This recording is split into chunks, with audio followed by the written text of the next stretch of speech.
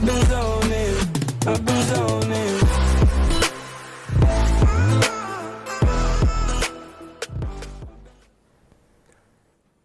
What up, boys and girls? It's GC Volnager here, Jack, or whatever you prefer to call me. Today we're here with a juicy content. Let's talk about the state of the Crucible. Awesome. So there's this really cool thing that they released. It's gonna be called Angel to Death, and it was like a state of like the game sort of thing they release once per year by Joe Blackburn, I believe. He has a Twitter. I'll link it in the description if I can find it. But it was very interesting. Somebody like Azzacross will have the full entire thing if you want to read it. There will also be a link in description with the TWAB that dropped around 4.5 hours ago as of the time of this recording.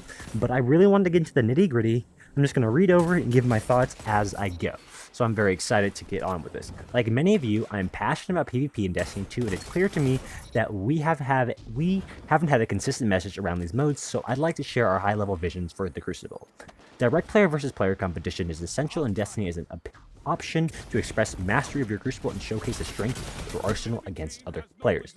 It's a simple vision, but it's one crucial to make this game feel like it's a real place for those players that crave that showcase, where the rewards you have earned, the skill that you demonstrate, and you have built for your Guardian all matter. So let's talk about what we're doing this year for PvP, starting with our two priorities: improving gameplay sandbox balance in the Crucible and upgrading the experiences of our most aspirational game modes.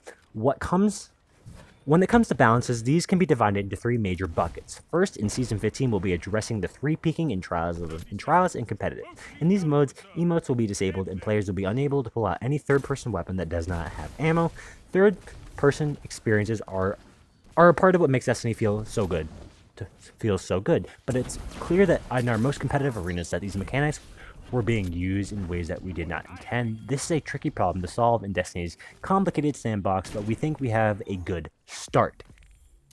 Second, over the next several seasons, we'll be making changes to stasis and light space subclasses in order to achieve a healthier balance of subclass in the Crucible across Season 13 and 14. We'll be adjusting stasis in the Crucible in order to bring its overall effectiveness in line with our light-based subclasses. Here are some of the changes that you could expect to come to updates this season and next. Number 1, Behemoth Titan. Decreased super damage reduction. Increased energy costs with performing light attacks. Remove freeze AoE on the super cast, reducing travel efficacy on Shiver Strike when slowed. Revenant Hunter. Decrease Withering Blade, damage and tracking. Decrease slow stacks applied to targets. Remove Shadow Dive damage reduction. Shadebinder Warlock. Fix bug where Ice Flare bolts wouldn't track towards targets immediately on creations. Fix bugs where Shadebinder super projectiles were not tracking until a certain distance traveled. General. Decrease Crystal Shatter Dive damage. Really awesome changes, especially the Behemoth Titan. Number 1, the AoE thing. Awesome. When you used to pop that super, on the initial pop, no matter what, in an area effect, an area around the super, you would instantly freeze people. For example, you could Shiver Strike in, Cryoclasm Slide in, and just pop and 6 people, freeze slam down, and get a Reaper. It makes it a lot easier, especially in high-level comp and competitive play, to shut down a Behemoth, because you can't just go YOLO it, freeze somebody, and then just go out free.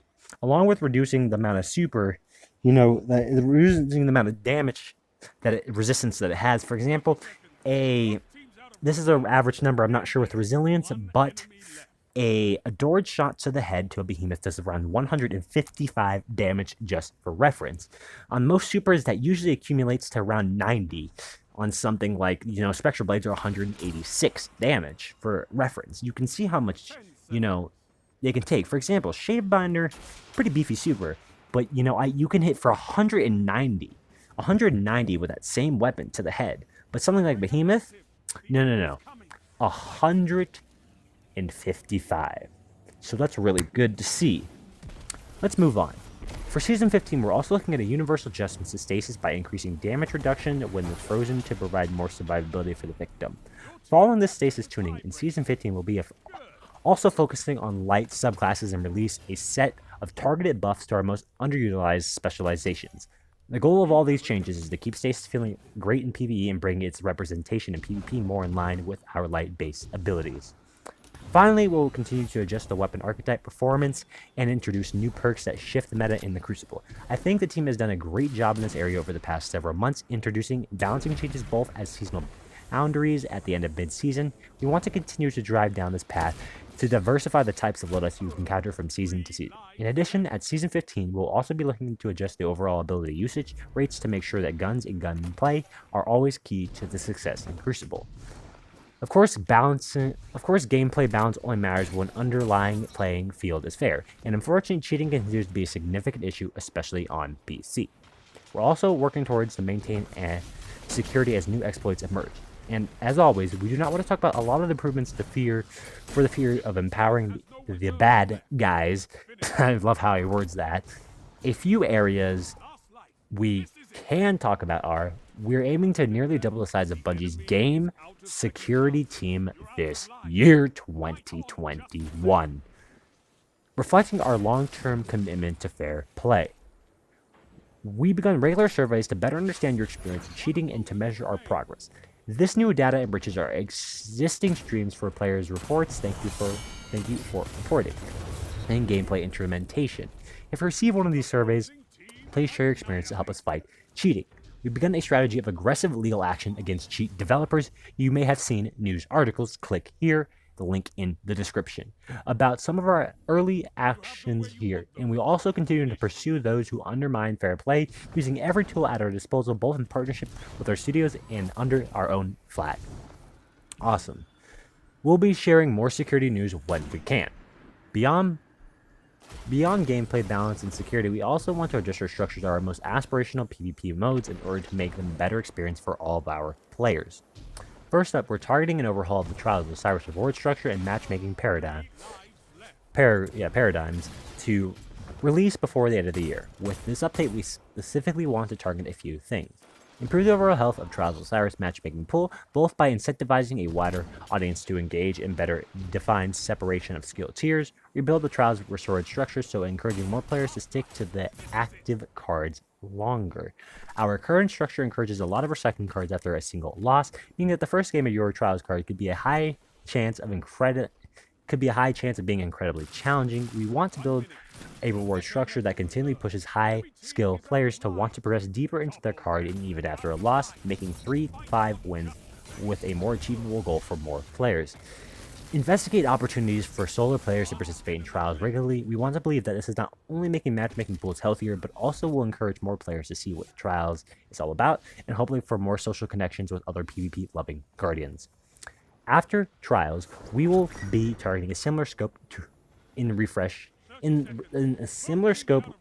to Iron Banner. While there's a lot to do when it comes to supporting the Crucible, we want to target our efforts around global PvP balance in our most aspirational modes first. There is so much to unpack, holy crap. Let's start with obviously the first thing, Behemoth, Titan, Revenant, and Shadebinder. Warlock, we talked a little bit about Behemoth. Number 1, super damage reduction, insane. 155 to the head with a Dord, similar to something like Shadebinder, which takes about 190 to the head, and something like Spectre Blades, which takes around 190 to 186 to the head from a 90 RPM sniper as of Season 13. That's really good. Obviously, with the AoE freeze cast, there's no longer the AoE effect, so it's like a similar normal super pop, so no sort of you got cucked because he popped a super in front of you actions. Reducing travel efficacy of a Shiver Strike when slowed, so that's really cool. So it slows down the amount that you can just kind of dip out of existence when you're slowed down, so there is more of a chance for you to not get away or just outright get killed, if you kind of understand what I'm saying. Now, increase super energy costs when performing light attacks, meaning that you can't just essentially fly around like something like Cauldron 2 times and have half your super team wipe and then kill somebody from the other side of the map off spawn before your super runs out, is essentially what that means. It means you can run around 1 time, potentially kill half a team, and your super runs out. That's essentially what I mean by the time amount that you can start light attacking around, because the way you want to use it essentially is to light attack, slam, and you can kind of do that a lot of times. Now obviously with like something like a Warlock, you can just kind of dip out of existence against Behemoth Titan, but they're bound to just kill you anyways. You're eventually gonna have to come to the ground, and by God, by the time you even float down on a Warlock, that Behemoth Titan's gonna have his fucking super still. Now, decrease withering blade damage and tracking. I'm sorry, I don't actually use Revenant Super at all, so I'm not really sure what to say about that, but I'm sure it's a good thing. People that do can clarify in the comments below, or somebody like Across, say Walla Bro, or Fallout Plays, I'm sure has a better explanation for what that means. Shadebinder Warlock. Now, no nerfs for you guys, so good news. You guys have already been kind of pooped into the ground, and Dawnblade reigns supreme, like always. But fixed bug where Ice Flare bolts would track towards targets immediately on creation. Fixed bug where Shadebinder super projectiles were not tracking until a certain distance traveled. So that first thing is the new Aspector or the new fragment that came out this season that like creates a little turret and shoots 3 shots, slows, and I think shoots another and it freezes. But it's a very mediocre thing and it's not really worth your time to consume your grenade for it. But it's a little cool thing, of course. Now, if it works more of an intended way, it can definitely be useful as a throwdown. You can slow people and push sort of thing, but it's also very easy to just outright murder. So that's really cool. And obviously there's universal adjustments to stasis in season 15. All awesome. We have light subclasses and released buff our most underutilized underutilized specializations. The goal of changing to keep stasis feeling great in PvE and to bring its representation in PvP more in line with our light-based subclasses abilities is really, really cool. So I'm glad to kind of see that. For example, if you guys know year 1 of Destiny 1, which I did not play, but Top Tree Dawnblade was not meta. It was bottom tree. If you're going to use Dawnblade, it was bottom tree, bottom tree, bottom tree, bottom tree. And Season 9 came along, they overhauled all those like solar supers and everything, and with Burning Maul and Golden Gun now being able to if you shoot with top it was an insane overhaul. You can reach the patch notes if you want to go back to early 2020 or very late 2019, and with that came something called Celestial Fire, and Icarus Dash was changed with Top Tree Dawnblade and some changes, and it made it very meta defining. So there's those sort of things where we put stasis in line with our light-based subclasses, but also bring some other light-based subclasses up a bit to, be more like what Dawnblade is now. Just meta defining. Before Season 9, nobody ran Top Tree Dawnblade, and you'd be a weirdo for doing that. So that's what that essentially kind of means. And obviously, there's some really cool things with aiming to double Bungie's, game security team. One other thing I would have liked to hear would have been the doubling of the PvP team and the option to hire some more play testers for not the alpha version, because I'm sure that's hard to get those tools out to just regular players, but a sort of like a Crucible Labs just exclusive to those testers like we had at season, I guess, 7 and between like season 5 and 7 or whatever, season 4 and 7, I think. During year 2, we had a Crucible Labs. There's also Crucible Labs, I think, in season 8 called Elimination, Crucible Labs Elimination for about a season. So that was pretty cool.